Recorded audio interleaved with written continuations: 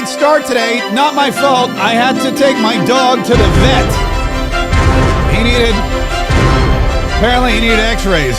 So, thank God it's Cha-Ching Chat Friday. Today's Cha-Ching Chat Friday is in honor of Leo and his x-rays. Here, you know what we're gonna do? We're gonna have it's gonna be like a like not a GoFundMe. What do you call it? It's like a what do you call those? Like a telethon. today's Cha-Ching Chat Friday is a telethon for Leo's X-rays because Leo had some kind of, I don't know. You know, dog. Oh, there it is. Here we go. Ready? You're gonna love this. If you're a dog lover, you're gonna love today's show because here's what we're playing for today. There you go. Look at him. Doesn't he look so cute? There he is. That's any Cha-Ching Chat that comes through today will be going to Leo's X-rays because he was happy. He was thrilled. I don't know why he was so happy. I hate going to the doctor, but Leo seemed okay with it. Leo seemed okay with it. So we'll. I mean, again, they're dogs. They don't know any better. But anyway, thank you so much for, and I appreciate everybody's patience. Hopefully you were patient. I actually don't even know if you were patient. You could have been cursing the screen. I get a lot of angry comments, and you know it's okay. Angry comments are good because it means that you care. The worst that you can get is no comments, because if nobody comments, they just don't give a squat. And if nobody gives a squat, well, then what are we all doing here? But whenever I'm late or whenever we take a day off, like last Friday, I had to ditch the entire show at the last minute for reasons out of my control. And people like get furious, and I'm okay with that because fury equals passion, and passion means you like when we're here and you don't like when we're not here. So that is I'll take it. I'll take it. I'm okay with that. But at the same time, we I don't want to make a habit of it either. So we have Cha-Ching Chat Friday. And what that means is if you would like to send a Cha-Ching Chat for, Leo's X-rays. There he is again. I'm just going to keep popping him up on the screen. I'm just going to guilt everybody. Into donating today for Leo's X-rays. But no, if you want to send a Cha-Ching Chat, you can do it one of two ways. You can do it on our YouTube channel by sending just a regular YouTube, what do they call it? Super chat, I think is what it is. Or you could do it on Rumble as well with the Rumble Rant feature, which is also awesome. And we appreciate all. And again, I joke about Leo's X-rays I put it, we're good. That's Amex took care of that. But we do take every dollar, every cent, and we re-energize the show. We invest it right into this program. So if you watch the show every single day and you're like, man, I love this show, and thank God it's free, guess what? This is when we come back and we say, hey, look, yes, it's free, but also it's not that free. So anything you can do to help to keep us on the air as long as possible would be awesome. Now, in the meantime, there's a lot going on, and I drove in, I had a piece of toast, and I came in here to do the show. So we're going to be flying by the seat of our pants today. I mean, I know exactly what's happening. I know what we're going to talk about. It's just that I don't have anything prepared. So technically prepared. I'm going to go through basically and grab these comments and luckily, here's the thing, this is how God was smiling on me today because I knew that I was going to talk about Iran and Donald Trump demanding unconditional surrender from Iran, and I was like, oh, I got to go out and find that clip. But then I walked in, and as I was prepping the show, I saw Caroline Levitt on the TV, and she was talking about exactly what I wanted to talk about, which is President Donald Trump demanding unconditional surrender from Iran. Nothing else but unconditional surrender. Well, look, I'll leave that to the president to answer himself. But what I will tell you, John, we don't comment on intelligence reports that are leaked to the press. Whether or not this happened, frankly, it does not really matter because President Trump and the United States military are absolutely decimating the rogue Iranian terrorist regime. We are now on day 6 of Operation Epic Fury. The United States military has impressively established dominance and air superiority over the skies of Iran. We have sunk and destroyed more than 30 of their Navy ships. And of course, the goals of this operation have been laid out and very clear. Completely annihilate Iran's Navy, which again, we are well on our way to doing. Their Navy has now been deemed combat ineffective. Secondly, take out their ballistic missile weaponry arsenal capacity, which we are very much doing. In fact, their retaliatory ballistic missile strikes against the United States and our allies in the region have decreased 90% just over the course of the last 6 days. And of course, the overall mission in this operation is to ensure that Iran can never again possess a nuclear weapon. That was the real imminent threat that was posed by Iran to the United States, and our personnel in the region and President Trump and the United States military are focused on tackling this threat every single day. Yeah, look at that. And that's exactly what I was gonna say. So really, you don't even need my show today. No, I'm just kidding. You need my show every single day. That's why you should probably subscribe if you haven't already. But that's exactly the point. That's exactly what I was gonna say. President Donald Trump coming out saying it's not like, hey, let's negotiate. No, the time for negotiation is over. The time for negotiation has ceased. Donald Trump on his Truth Social himself said there's nothing but unconditional surrender. We want Iran, we want Iran to just not attack us anymore. They refuse to agree to not attack us anymore. So now we're going to actually make it physically impossible for them to attack us by taking out their Navy. Think about this. The Navy, the Iranian Navy, and a lot of people say Iran had a Navy. They do. And their Navy, it had these massive, they had one aircraft carrier, which, get this, it had just drones on it. It was a big aircraft carrier and it was just drones. And so they had that out there. We took that out, but that's gone. They had the battleship, what was it, the Corvette class or whatever that we took out. You saw the torpedo that, boom, took that out too. It's all these things are now at the bottom of the Persian Gulf. Over 30 warships. Now they had 90, but I think a majority of those are like, motorboats. They're like old fishing boats with a couple of, outboards that a couple, guys with guns would get on and ride around and shoot people. I think that's what they meant by, we have 90 ships in our Navy. I don't think they had that many ships.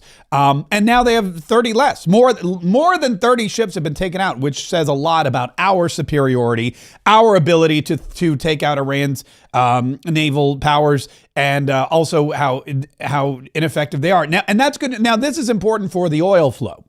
The oil flow goes through the Strait of Hormuz, and that's what Iran always did. They always had basically they were like the equivalent of Somali pirates, but they used their Navy to shut down the Strait of Hormuz, and that's why the oil prices would go up whenever they wanted them to. That's how they controlled the oil flow in the region and worldwide and globally. But now they're not doing that anymore because they don't have any boats. And there's no negotiating. There's no coming back. President Donald Trump posted on Truth Social, there will be no deal with Iran except unconditional surrender. And after that, the selection of a great and acceptable leader or leaders. We and many of our wonderful and very brave allies and partners will work tirelessly to bring Iran back from the brink of destruction, making it economically bigger, better, and stronger than ever before. Iran will have a great future. Make Iran great again. MIGA. He wrote that. I didn't say that's it. MIGA is what Donald Trump's going to have hats made. Thank you for your attention to this matter, President Donald J. Trump. So Donald Trump is saying, look, unconditional surrender and an acceptable leader. This guy, this Khomeini's or Ayatollah Khomeini's son, unacceptable. Donald Trump said that's not the guy we want. We don't want that guy. We're not accepting that guy. Donald Trump's like, I'm going to be involved in this decision, much like what happened in Venezuela. If you guys muck this up, it's going to be bad for everybody. So I'm going to be involved in any decision choosing an Iranian leader. I have to be.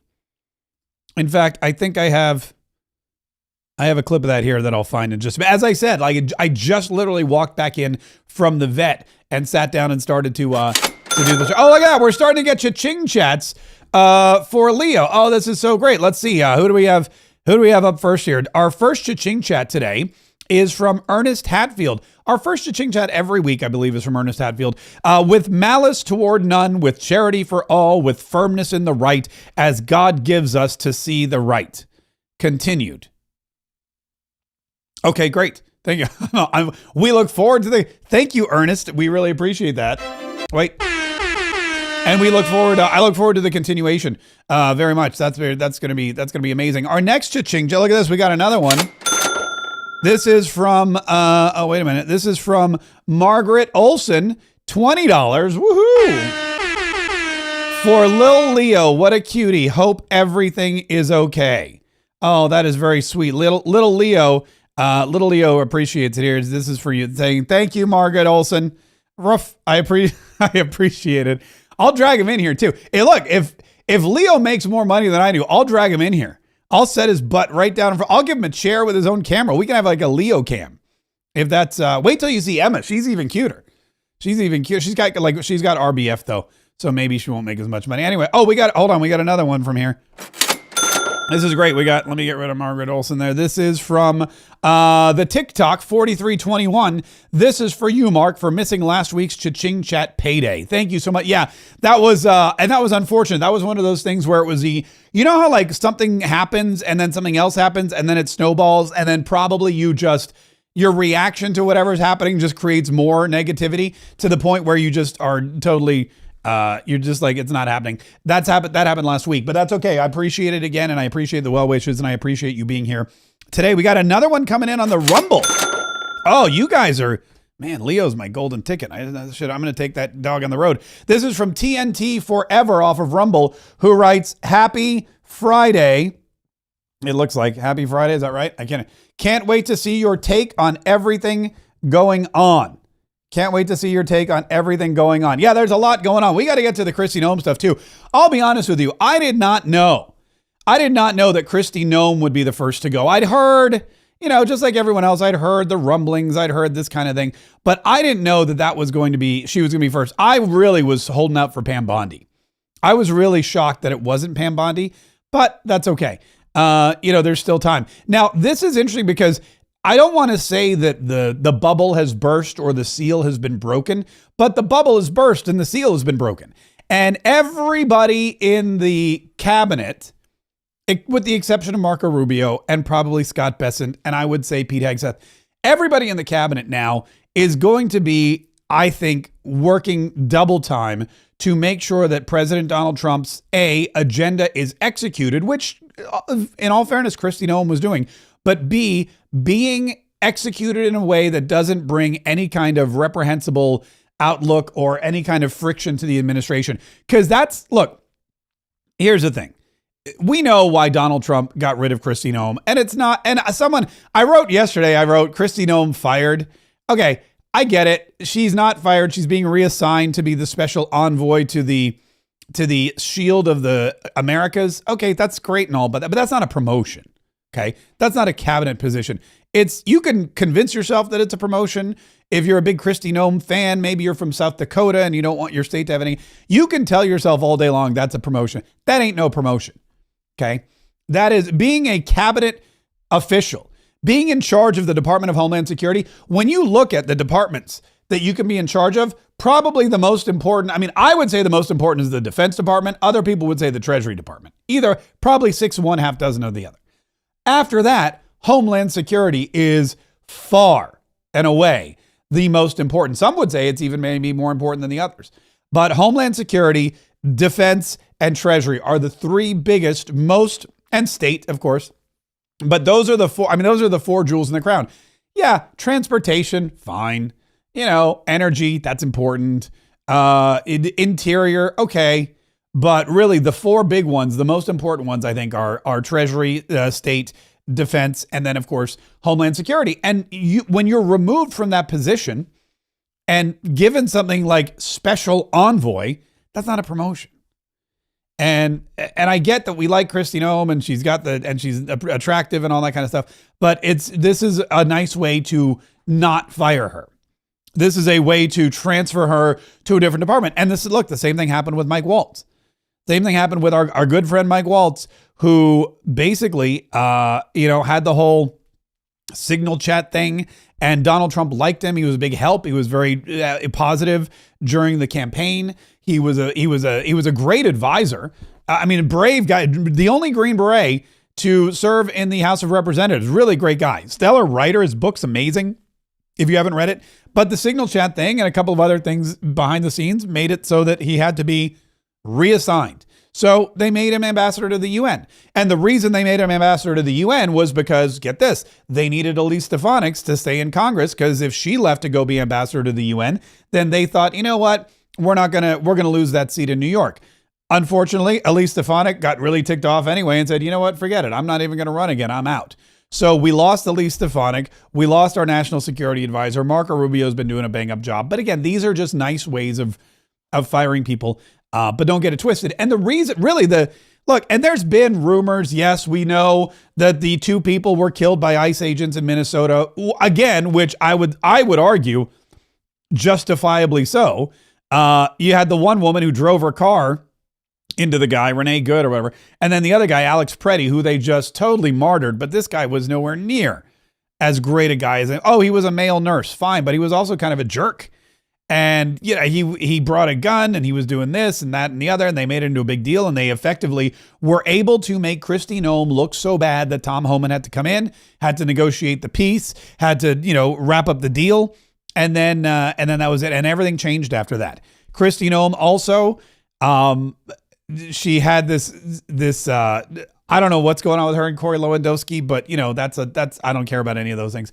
But then she had this campaign for the Department of Homeland Security. And it was a campaign that was, I guess, to get people to leave on their own recognizance. Any illegal aliens who were watching this ad campaign, they were supposed to leave on their own recognizance. And hang on, I'm going to pull it up here. And so Kristi Noem spent $200 million doing this ad campaign with her on a horse. Well, here, I'm going to show it to you because I love the ads. The ads, I think, themselves are pretty amazing quality, but for $220 million, what do you expect? Why do I love these wide open spaces? They remind me of why our forefathers came here. Not just for its beauty, but for the freedom only America provides. I'm Kristi Noem. From the cowboys who tamed the West, to the titans who built our cities, to the dreamers who chased the impossible, America has always rewarded vision and grit. Our greatness calls people to us for a chance to prosper, to live how they choose, to become part of something special. Anyone who searches for freedom can always find a home here, but that freedom's a precious thing, and we defend it vigorously. You cross the border illegally, we'll find you. Break our laws, we'll punish you. Harm American citizens, there will be consequences. But if you come here the right way, your American dream can be as big as these endless skies. From President Trump and me, welcome home. Yeah, so they hired like James Cameron to make this video. And Kristi Noem's, she's like the cowgirl hero of the American West. And they spent $220 million on these ads. And an ad campaign, again, is important. You want to get the message out there. You want to let everybody else know, hey, you got to come here legally. You would think, though, there might be like a Spanish version, and maybe there was, and I just don't know about it because that's, I think, where most of the people are coming from are those Spanish-speaking South American countries. But this was not the kind of campaign, I think, that people envisioned the Department of Homeland Security would have, and it did feature Kristi Noem very prominently. And I think that was the moment that really broke the straw that broke the camel's back for President Donald Trump and Kristi Noem was at the Senate committee meeting when John Kennedy asked about these ads. And John Kennedy is a very good friend and staunch supporter of President Donald Trump, he's an advisor to President Donald Trump. Sure, he's had some questionable positions, but he basically, he knows what Donald Trump's plan is, and they're in agreement. And so he was shocked when Kristi Noem said this. I'm asking you, sorry to interrupt, but the president approved ahead of time you spending $220 million running TV ads across the country in which you are featured prominently. Yes, sir. We went through the legal processes, did it correctly. Did the president know you were going to do this? Yes. He did? Mm-hmm. Yes. Okay. And one thing, Senator, I think would be helpful to know is how effective that communications has been. That well, they overwhelmingly were effective in your name recognition. I personally just, to me, it puts the president in a terribly awkward spot, and I'm not saying you're not telling the truth. It's just hard for me to believe, knowing the president as I do. Yeah, he's basically saying, and there's more to that clip, but it cuts off. He goes, look, I know the president, and knowing the president as I do, I don't think the president would be excited that you spent all this money on these ads. Knowing the president as I do, I don't think the president's out there going $220 million for a Kristi Noem vanity ad. that also, mentions me and shows me at the end and talks about illegal. I don't think that's what $220 million. Like, you could get AI to do it for free. In fact, I could get AI for $20. I could make an AI ad with Kristi Noem riding around on horseback. So it seemed like not the kind of expenditure that Donald Trump would be all about, especially. I'm asking you, sorry to interrupt. Pardon me. Especially since he's, the king of Doge. Since he's trying to shut down the waste and the fraud and the abuse in the government, he doesn't want he can't. And that's really the big problem. Donald Trump ran on a platform of shutting down the border. Kristi Noem did that. He ran on a massive deportation of illegal aliens. Kristi Noem did that.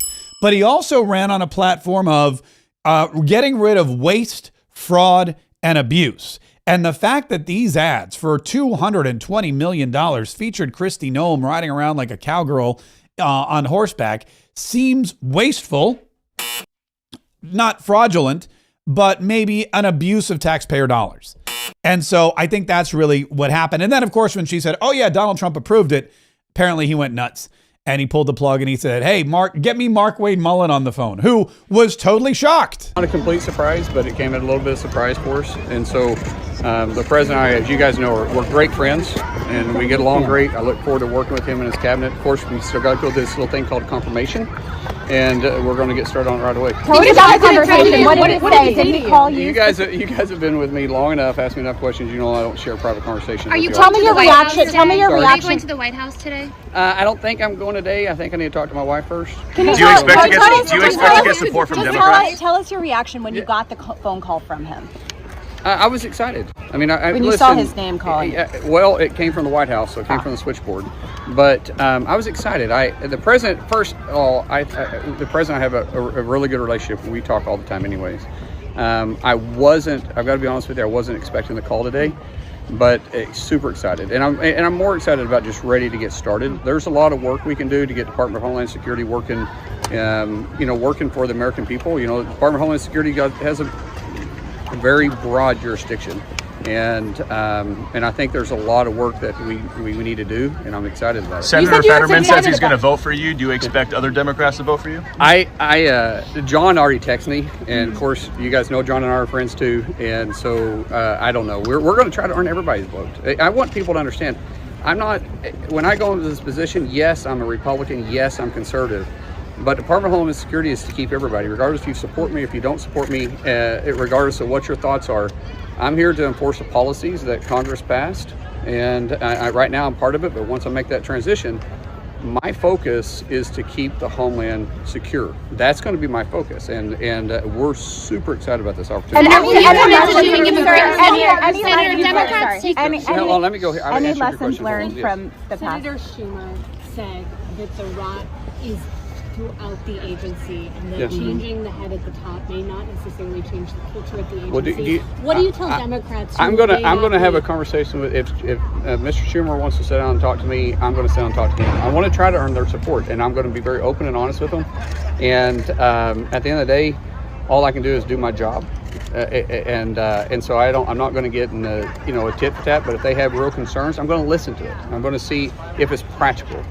But nothing's going to prevent me from doing my job. I'm going to enforce the policies and the laws that Congress has passed, and we're going to protect our homeland. Senator, you know that immigration enforcement. Just looking at I'm going to take one more, and then I need to go. Thank you, Senator. Just looking at some of the criticism that Noem has faced, is there any learning lessons that you have picked up from Noem in ways in which you want to lead the agency a little bit differently? Kristi is a friend, and I haven't had time to call Kristi yet, and our Secretary Noem, and our families are friends.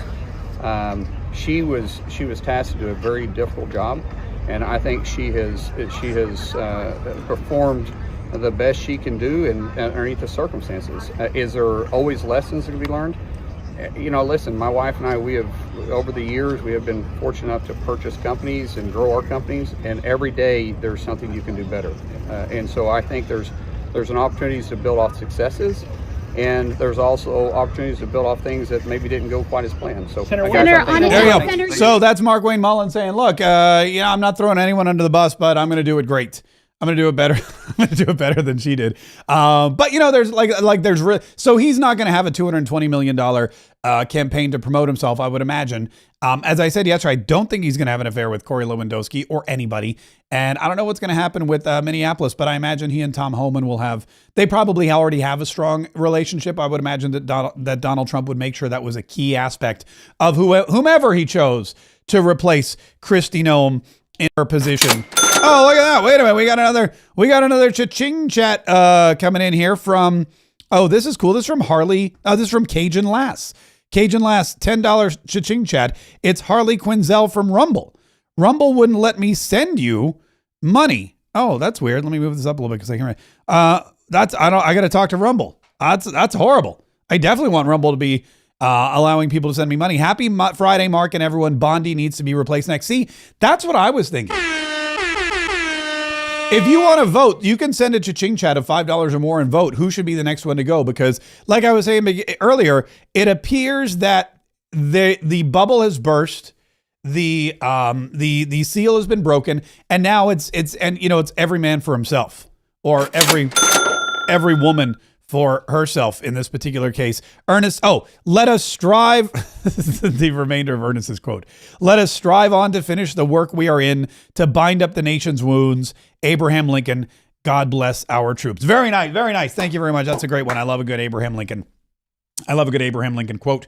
So now we have to look at the cabinet and say, all right, who's up next? And this is, I think, this is telling. Donald Trump doesn't really care what anybody else thinks. He cares what he thinks. If he cared what anyone else thought, maybe Kristi Noem would be gone long ago. If he cared what anybody else thought, Pam Bondi would have been gone last July. And I know that because, as I say often, I was at TPUSA when Charlie Kirk and Megyn Kelly had that big on-stage discussion about who should be the next attorney general. I was at TPUSA and I was scheduled to interview Harmeet Dillon, and she was rushed away from Tampa because she had to go to Washington, D.C. And we all thought, it's going to be Harmeet Dillon. Matt Gaetz was scheduled to appear at TPUSA's Student Action Summit in Tampa that same weekend. And he canceled last minute. Why? He had to go to Washington, D.C. And we all thought, well, maybe Matt Gaetz is finally going to be Attorney General, which is what we all wanted in the first place. Neither of those things happened. And while Charlie Kirk, a staunch supporter of President Donald Trump's, and Megyn Kelly, at the time, also a staunch supporter of President Donald Trump's, while they were arguing about why Pam Bondi had to go, while they were complaining about who should be the next, while they were brainstorming about who should be the next attorney general, well, the rest of, and this all came from the Dan Bongino thing. This was when Dan Bongino first apparently was grumbling and angry and mad about what was going on and didn't like the way things were happening, didn't like the rollout of the Epstein, he didn't like anything going on. Dan Bongino was mad. He's like, I want out. This is when that all started to happen. And so what we saw Donald Trump come to the aid of Pam Bondi. So the long and the short of it is we know he doesn't care what anybody thinks. He doesn't care what you think. He doesn't care what I think. He doesn't care what Charlie Kirk thought. He doesn't care what Megyn Kelly thinks. Definitely doesn't care what Dan Bongino says. He just cares about himself, this country, and what he thinks is best for his administration in this country. So when Pam Bondi, I guess, did what he wanted or didn't have any problem, he had no problem with her, then he kept her around and he came to her defense. Kristi Noem, she brought a bad look to his administration, and he can't have that. He doesn't want anyone in his administration looking badly. He doesn't want his administration being soured by anybody's comments or by public opinion, especially in an important election year like this one, because in this election year, what has to happen? We need to retain the House of Representatives. Why? So that Donald Trump's agenda can go forward. Why? What if we don't? Well, he's going to get impeached. And that's just the way, that's the long and the short of it.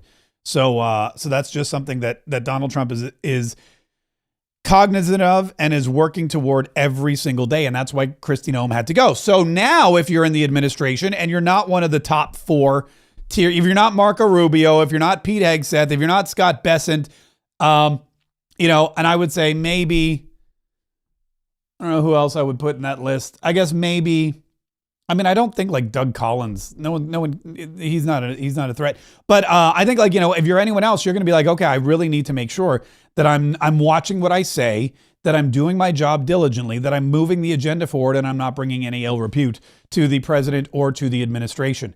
And that was really the big problem where Kristi Noem, I think, came to the end of her career as Secretary of Homeland Security. Now, there were other clips that I wanted to play here from Caroline Leavitt. Where is it? Here it is. Oh, she's doing a lot of these. Hang on. Where's the one? This is her off of Newsmax. Okay, here we go. I won't get ahead of the president on broadcasting any timelines. What I will tell you is what President Trump has already laid out, which is that the achievable objectives of Operation Epic Fury we expect to last about 4 to 6 weeks, and we are well on our way to achieving those objectives. Annihilating Iran's navy, we know that we've sunk more than 30 Iranian vessels and ships. Their navy has now been deemed combat in... Okay, so this is the same clip on a different network. I wanted to play... Where is it? It's, where was this one? Oh, here. Oh, you know what? This is a good one too.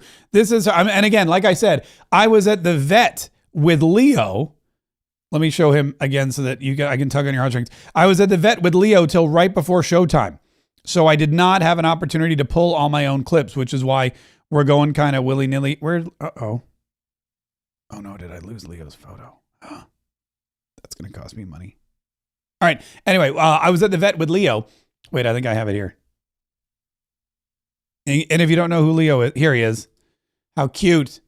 He had to get an X-ray on his poor little leg. So if you want to send a super chat for Leo today, all super chats are in honor of little Leo, who who had a bum leg, but he's okay now. He'll be okay. But the X-rays, cha-ching. Anyway, so this is another clip that I wanted. This is Caroline Leavitt discussing Donald Trump and Markwayne Mullin and why. And this is another interesting thing too. I think why Donald Trump now could be looking at the rest of his cabinet is because nobody's really crying, right? There's no one on the news going, this is unbelievable. There's no one on the news going, wow, what a horrible choice, or this is a downgrade. Nobody's saying that. Everyone's like, oh, yeah. America. So this is a very important effort. And in fact, President Trump will be heading to Doral, Florida tomorrow to speak with 17 heads of states from the Latin American countries to talk about this new historic organization that the Trump administration has led the way on and has put together. Yeah, that's not at all what that clip was supposed to be. I guess maybe. Anyway, again, like I said, I'm flying by the seat of my pants here. But that's something that I think is gonna happen now. Donald Trump's gonna be like, if I replace somebody who's with somebody who's great, then it's not gonna be an issue, and nobody's going to be upset with it. John Fetterman, as you heard, already on board to confirm Markwayne Mullin. And the Democrats, by the way, Chuck Schumer's going to confirm. Chuck Schumer came out and said this yesterday after Kristi Noem was fired. The president has fired Kristi Noem. Good riddance. But the problems at this agency, at ICE, transcend any one person. The rot is deep. The president has to end the violence and rein in ICE. What would you need to confirm Senator Mullin to this position? Do you need assurances on immigration? This is a problem of policy, not personnel. The rot is deep. No one person can straighten this up until the president changes the whole agency, stops the violence, and reins in ICE. What do you think about his selection of Senator Mullin to lead this agency? I told you, this is not an issue of personnel. It's an issue of policy. The rot is way deep down. It transcends any one individual. Mr. Leader, by the way, this is a contradiction because he came out and he said, Kristi Noem, good riddance. And then he goes, this is not about one person. The rot is deep. So which is it? Is it good riddance, Kristi Noem? You were the biggest problem with the Department of Homeland Security and ICE, or it doesn't matter who leads. He's basically saying Kristi Noem was horrible. It doesn't matter who leads this organization. Well, you can't have it both ways. Some Democrats are saying that they think this might make it easier for your negotiations on. That's up to them. They've been stonewalling us. But you're in the negotiations. They've been stonewalling us on the most important issues, and those have to change, and they have to change them. We have to change them by legislation, because any one person, I don't trust any one person being in charge of this agency as long as Trump is president, given the policies he's espoused, given how ICE has been structured. The rot is deep. Does that mean the Democrats are going to block any nominee from getting through? As I said, he's got to change the whole policies in ICE. It's not a personnel issue, so I wouldn't focus on that. Okay, so basically he's saying they're going to try to leverage this situation to get rid of ICE, but because John Fetterman is on board with Markwayne Mullin, it looks like it's going to pass, and we're not going to have any problem. There's not going to be an issue. They're going to let this guy go through. Markwayne Mullin is very well liked. He's not Marco Rubio liked, but he's well liked. He's not. By the way, when I first heard Mark, I thought he was going to say Marco Rubio is the Department of. It's like Donald Trump has replaced Kristi Noem with Mark, and I was like, Rubio, and they're like, no, Markwayne Mullin. I go, oh, okay, perfect. That makes me feel. That makes me feel a little bit better. All right, we got some more Rumble rant / cha-ching chats coming through. Look at this. Very Terry sent her very first cha-ching chat ever. That is amazing. Very Terry with a $5 cha-ching chat off the Rumble rant. My first cha-ching chat ever. My first cha-ching entry, praying for Leo. My Zoe is getting tumor removed on Monday. Please pray for her too. P.S. If this goes through, thank you, Rumble and Apple Pay. Very Terry, we will pray. We will pray, of course, for Zoe. And yes, and thank you, Rumble. And I guess Apple Pay. Yeah, it went through. So that's awesome. Hopefully Zoe will be okay. You know what? I'll tell Leo to pray for Zoe. Wait, where did Leo? I gotta find it. There it is. I gotta put him on the button bar. There we go. There's Leo. Hang on. I'm gonna put Leo on the button bar so that I can access him more readily. Anyway, in the meantime, we got one more. Look at this. This is great. This is what a crazy day. I might skip a Friday every day. This is from Rigger Rod. $20. Thanks, Rigger Rod. That's nice. Rod M from Edmonton, Alberta, Canada. I appreciate you specifying which Edmonton, Alberta. If we don't vote independent, I'm going to need a sponsor in Florida. I will sponsor you, Rigger Rod. Hopefully you have some kind of skill that no other American has. And if you do, then you will be you'll be a shoo-in. There'll be no problem whatsoever. If you have a skill, a marketable skill that no other American can claim, then the world is your oyster and the United States. Or if you have $2 million, you want to buy one of those gold cards. I hope that's not what you were talking about. I'm not going to buy you a gold card. But I'll put in a good word for you. So will Leo. Look at that. See, I got Leo on the button bar now, so he can come in. He can come in and go as often as we like. All right, so let me go back here because there was something else that there was more on this whole unconditional surrender, which I want to talk about because President Donald Trump was talking about, and again, there's this narrative or there's this belief, or I don't know if it's the fake news. And it's like they get worse by the day. And you can tell how successful an operation is by how ridiculous the fake news is. You can tell how well planned and well executed a military operation is by the dumb things that the fake news posts and the dumb things that the fake news says. And they're trying to push now this narrative that Iran is waiting us out, or Iran is going to, I don't know what it is. Here, by the way, this is great. Iran is waiting us out. That's the new narrative that I hear in the fake news. They can't wait us out. They don't have the ability to wait us out. They had 90 ships. They're down to 60 maybe. What have we knocked out? 40? Here's the drone. This is the drone carrier. This is the size of a World War II aircraft carrier. It was struck by American forces and it's now burning in the Persian Gulf. And I imagine if you have an aircraft carrier that's on fire, it can't launch drones. So I would imagine those drones are no longer getting launched off of this aircraft carrier, which is now on fire thanks to American superiority. I mean, you can just go through the list. They have videos of all this stuff.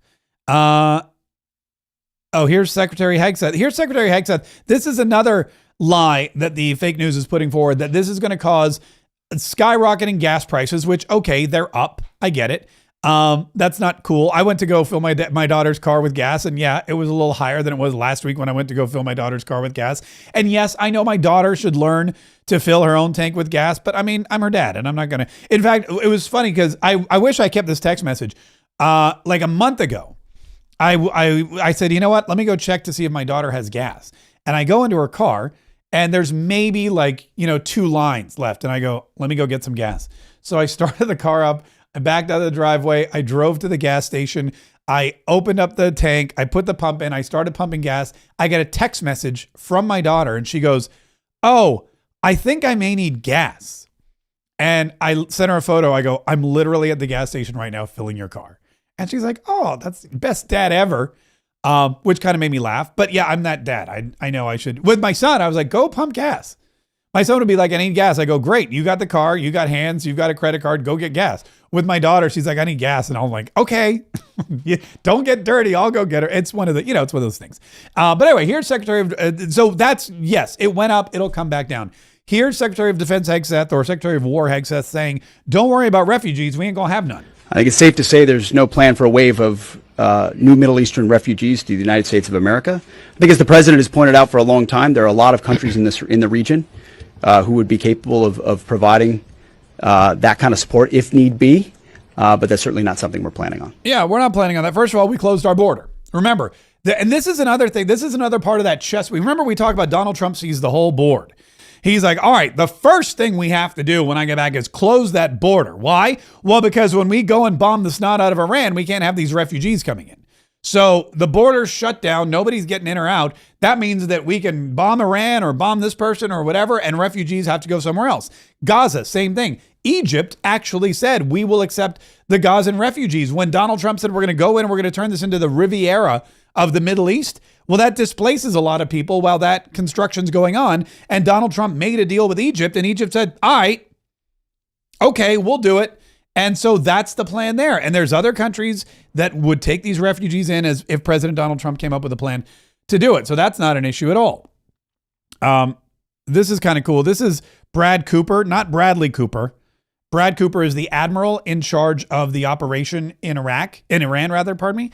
And he talks about this Lucas drone, which is a drone that we stole a drone from Iran. We broke it down. We figured out how it worked, and then we rearmed it and sent it back to them. Lucas, indispensable, as many of you know. And if you don't know, this was an original Iranian drone design.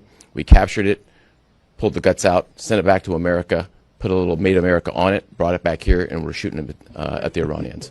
See, I love that. Good targets. That's a great, that's a totally American thing to do, right? That's exactly what America does. America's like, okay, look, we captured this drone from Iran. We're going to pull the guts out. We're going to put it Made in America on it, and we're going to send it back and bomb the snot of. This is exactly the kind of stuff that we love to see. Here he is talking again about the mission. The president gave us another task: to raise or level Iran's ballistic missile industrial base. So we're not just hitting what they have, we're destroying their ability to rebuild. And so as we transition to the next phase of this operation, we will systemically dismantle Iran's missile production capability for the future, and that's absolutely in progress. This is going to take some time, but our forces are well supplied, as the Secretary said, and we are absolutely ready to prosecute this mission decisively. Our combined joint forces have relentlessly destroyed Iran's air defenses over the past few days, and they've continued hunting for more systems to kill. Our air defenders are operating at the very top of their game. I couldn't be prouder, shoulder to shoulder with our partners in the region, in many cases, providing the most integrated air defense network in Middle East history. We are fighting to win. The president gave us another. So there you go. And that is, again, they're just systematically going through and they're knocking out everything that the president of the United States told them to knock out. Where's this clip of President Donald Trump that I wanted to play?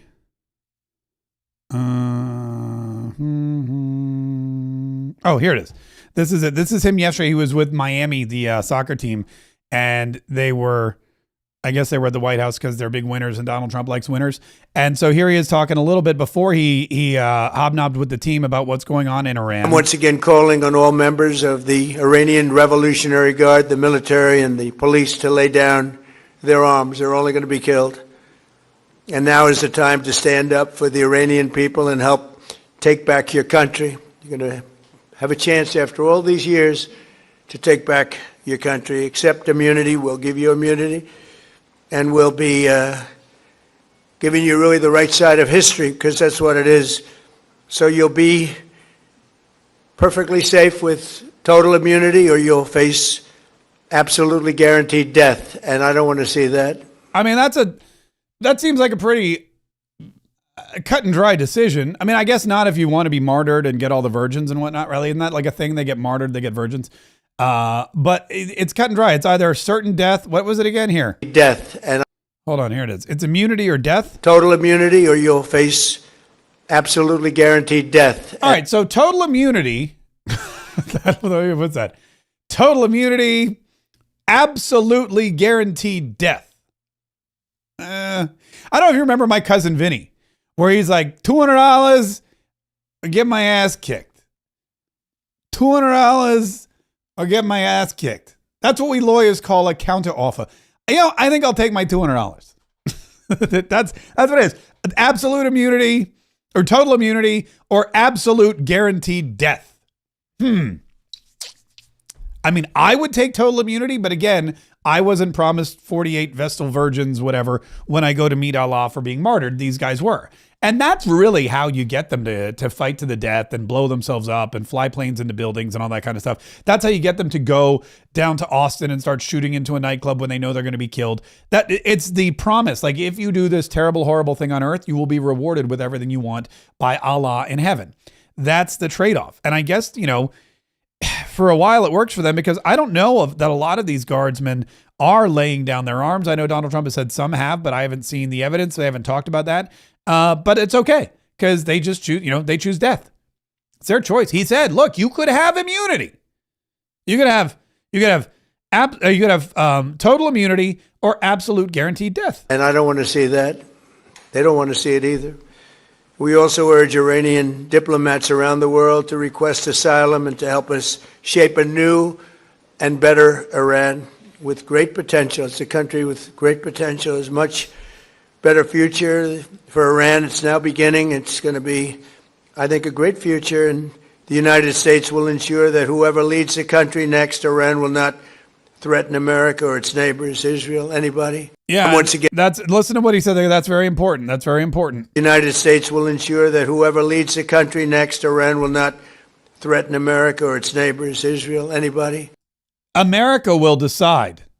That's what he says. America will, what do you say? I think a great future, and the United States will ensure that. The United States will ensure. The United States will ensure that whoever leads Iran will not threaten its neighbors or Israel.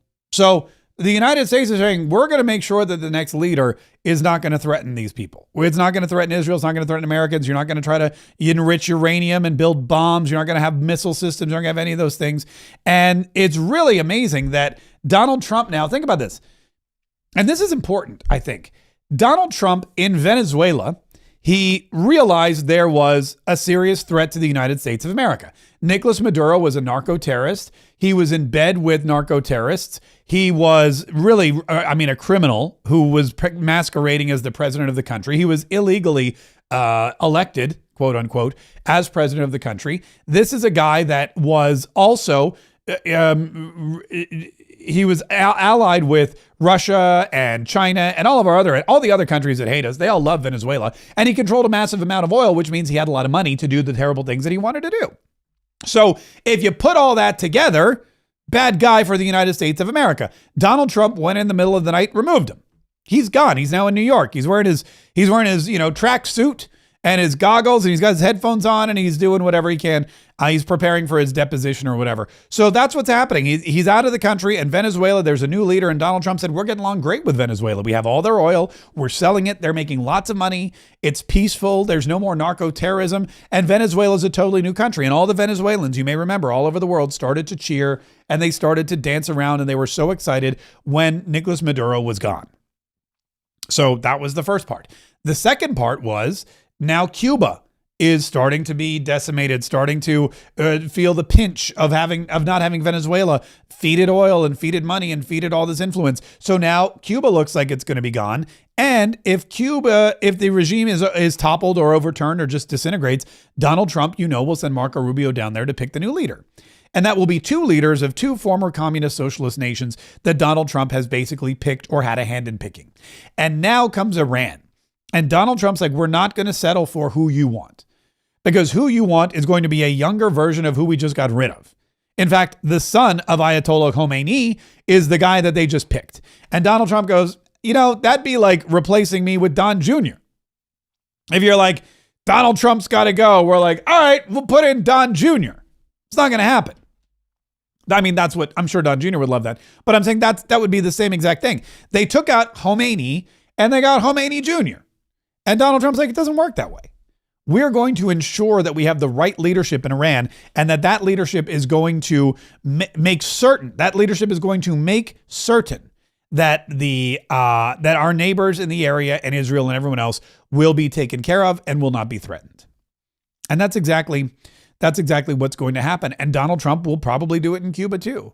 And now you not only have nations that are no longer threatening the United States of America or holding us hostage or sending deadly drugs into our country or terrorists, but now you have leaders who are effectively indebted to President Donald Trump. So they're going to do pretty much what Donald Trump has on the agenda. And that's powerful. No other leaders really have done that.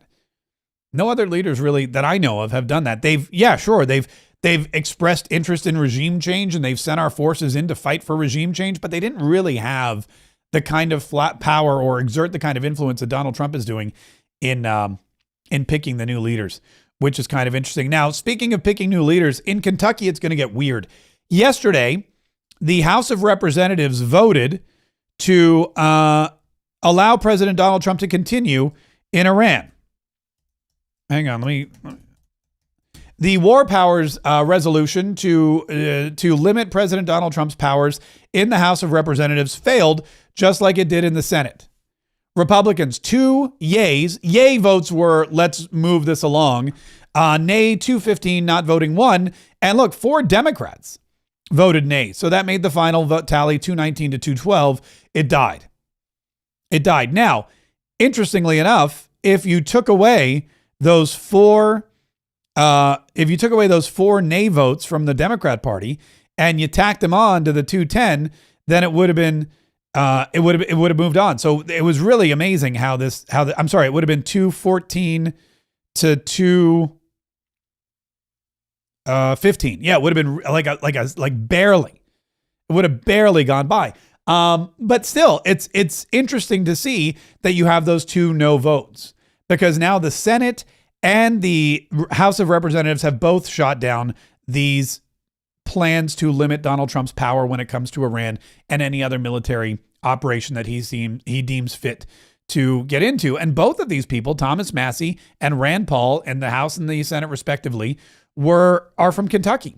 And Thomas Massie, Rand Paul, I think, Rand Paul's Rand Paul, and Donald Trump, I think, is okay with Rand Paul. Thomas Massie has been a big thorn in his side. And the reason Thomas Massie bears, because people ask me this, right? They're like, the reason that this thing is so vitriolic between Donald Trump and Thomas Massie is because Thomas Massie has more control and power in the House of Representatives than Rand Paul has in the Senate. Why? There's a bigger majority in the Senate. In the Senate, we have 53 conservatives or 53 Republicans. I shouldn't say conservatives. I should say 53 Republicans. So if Rand Paul sides with the Democrats, it's fine. We still have 52 votes. And we've got, if there's a tiebreaker, we've got J.D. Vance that can roll in and break the tie. Plus, John Fetterman basically is a Republican these days, and he's going to vote to cancel out that Rand Paul vote. So Rand Paul, not really an issue. And Donald Trump may not like him. He may think he's disruptive, whatever, but he doesn't really affect the agenda. Thomas Massie, on the other hand, does. When you have a slim, like the slimmest majority in the House of Representatives, a ridiculously small majority in the House of Representatives, when you have that, then you have more power. And Thomas Massie is more of a thorn in the side of the President of the United States because of the power he wields in the House of Representatives than Rand Paul is in the Senate. And that is why it's been such a harsh relationship, and why President Donald Trump is like, we're going to get rid of this guy. We're going to do whatever we can. I'm going to go to Kentucky, and we're going to primary him. One more story I wanted to touch on real quick was this guy who was told by Iran to assassinate President Donald Trump. In the federal trial of a Pakistani man, prosecutors accuse him of plotting to assassinate American political leaders, including President Trump. He says Iran was behind it all. Alexis McAdams is outside the Brooklyn Federal Courthouse in New York City. Alexis.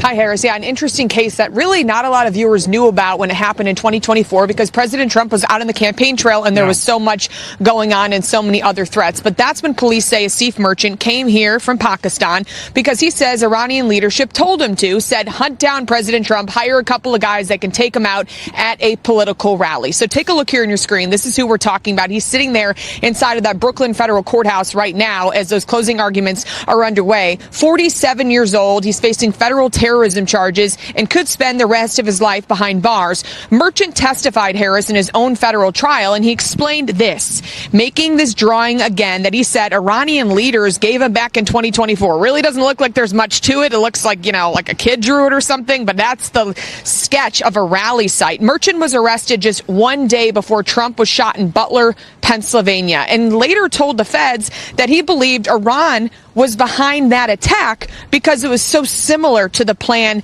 that they gave him. Kind of get up in an elevated place, go to a rally, and create all this chaos so the gunman can get away.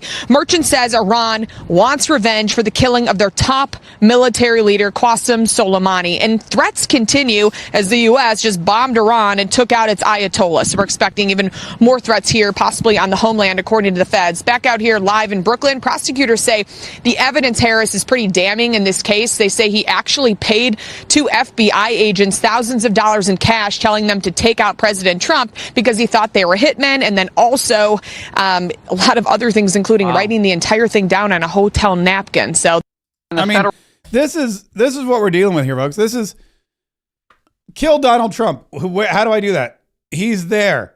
Aim there. I mean, that's literally. Think about it. That's literally what they drew. Hold on, let me show this. Let me show this again. They literally gave this guy a piece of notebook paper and they go, here's the rally. Trump will be the guy standing on the stage with the red hat. Like, what are we supposed to do with it? Come on. How do you even take this seriously? This is their whole plan. No wonder they failed. I mean, this is just ridiculous. Anyway, you know what? I expect this is what we're dealing with when we talk about Iranian intelligence. Okay.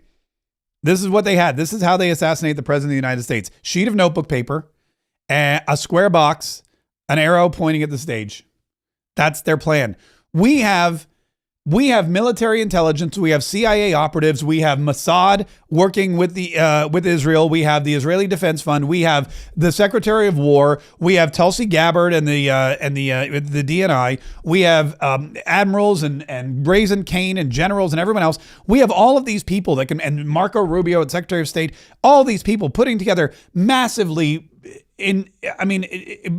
complex plans with planes flying 36 hours across the country or across the world, rather, refueling several times in the air, timing it down to the very perfect second where all the leaders can be taken out simultaneously, making sure that the entire Navy is decimated. When rockets are launched, this is how great it is. They know as soon as Iran launches a rocket, a plane or a missile destroys the launcher, because that's the danger that Iran's in. They have to launch these ballistic missiles. So they have these launchers. The rocket is launched. We immediately pick it up on radar, and within minutes, that launcher is destroyed.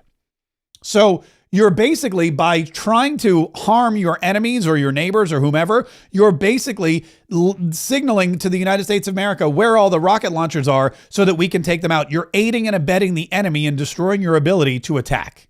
It's really fascinating. We planned it that way. That's a pretty intense plan. This is how the Iranians plan stuff. They draw a box with an arrow.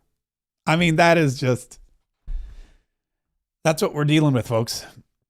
That's what we're dealing with. Now, I want to share one more thing. We've been working very hard for a very long time. And I think we got a cha-ching chat too that I wanted to. Am I missing a cha-ching chat? Was there one missing? Oh yeah, right here. Faith B904. Hang on. There we go. Faith B904. I hope Leo feels better soon. That is so sweet. Leo's look at that. Thank you, Faith B904. That is very sweet. He's very happy that you sent him a cha-ching chat. Plus, I may have missed something, but what happened to the K-Tree Club? That's a great question. So you may have noticed we're not promoting the K-Tree Club. For whatever reason, And, and I never listen, we are a media company, right? I want you to know when we worked for the radio station, I never really talked about what we do and the podcast and how we monetize it and that kind of thing. But that was because I worked for another company. They paid me to talk on the radio and that's what I did. But now that I have my own media company, my own media entity, and I'm producing and distributing my own shows and we're marketing our own products and things like that, I'll tell you all about it. And one of the things that, one of the ways that we monetize is through various different platforms. Rumble, for example, when they show advertising during our show, we get a piece of that. YouTube, for example, when they show ads on our show, we get a piece of that. Facebook, when they showed ads on our show, we'd get a piece of that. All these things we have fantastic clients that we work with, like Augusta Precious Metals, which, by the way, markswealthstrategy.com, all these things. These are all ways that we can keep the show going. This is a business. Rest assured, when I worked for the radio company, that was a business that I was an employee of. Now that I have my own broadcast company, it's like I'm the CEO of everything. So we've got all these great relationships and products and things like that. One of the problems, though, when you partner with these other companies is they can cut you off. And that's what happened with our access to Facebook monetization for years.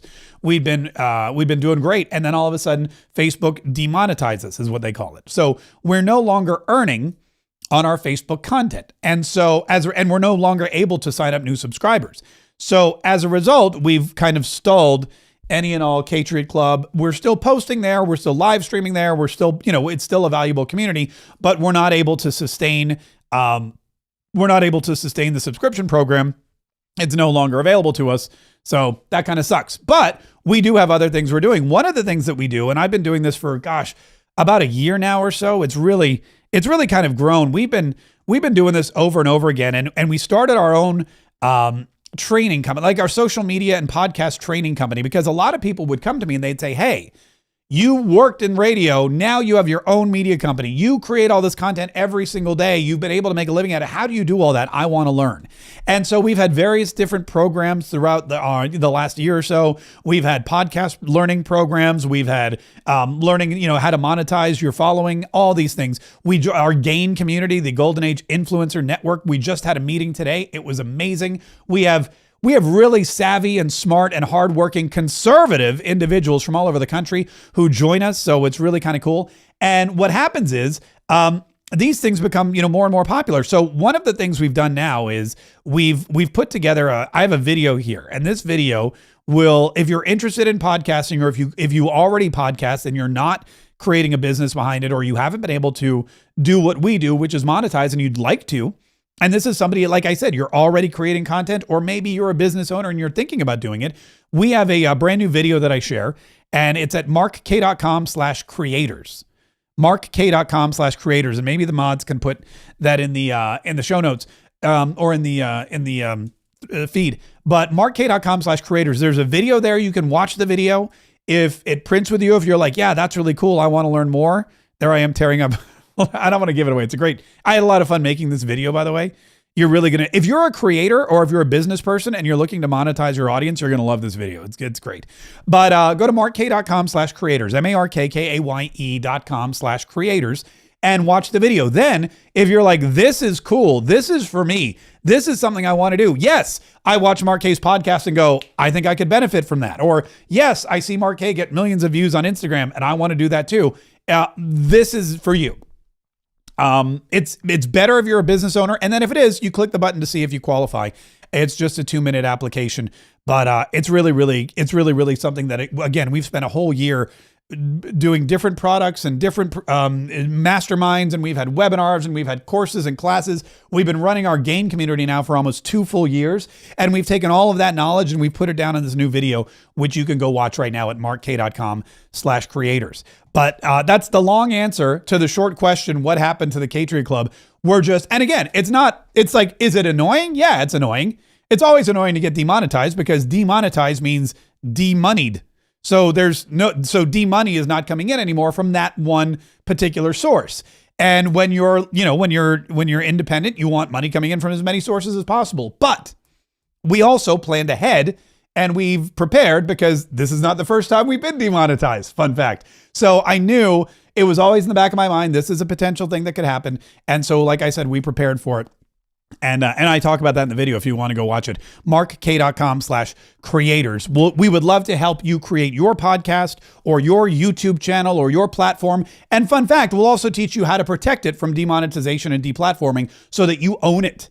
So it's an actual platform that you own and control, much like we own and control these platforms that you watch us on every single day. Make sure you subscribe to this channel. Make sure you're subscribing. Make sure you're liking. Make sure you're sharing. Make sure you watch all the content. Set those notifications. Thank you, everybody, for helping me out with Leo's his doctor's bills today. Leo, he's a very happy dog. He loves all of you too. He's very, very thankful for you, as am I. And look, keep listening, keep watching. Over the weekend, if news breaks, there may be more content that we have to drop too, because that's our job now. We're here to create content whenever you need it. So if there's news, I'll bring it to you. If there's breaking news, we'll break into your daily schedule and we'll give it to you. But make sure you're subscribed so that you don't miss a bit, so that you're always ready, so you're always informed, so you're always entertained, so that you're always prepared to fight, so we can save the Republic. That website again, by the way, markk.com/creators. I go into basically I show you exactly how we create income from all of our content. So if you're a business owner or a podcaster and that's something that interests you, markk.com/creators.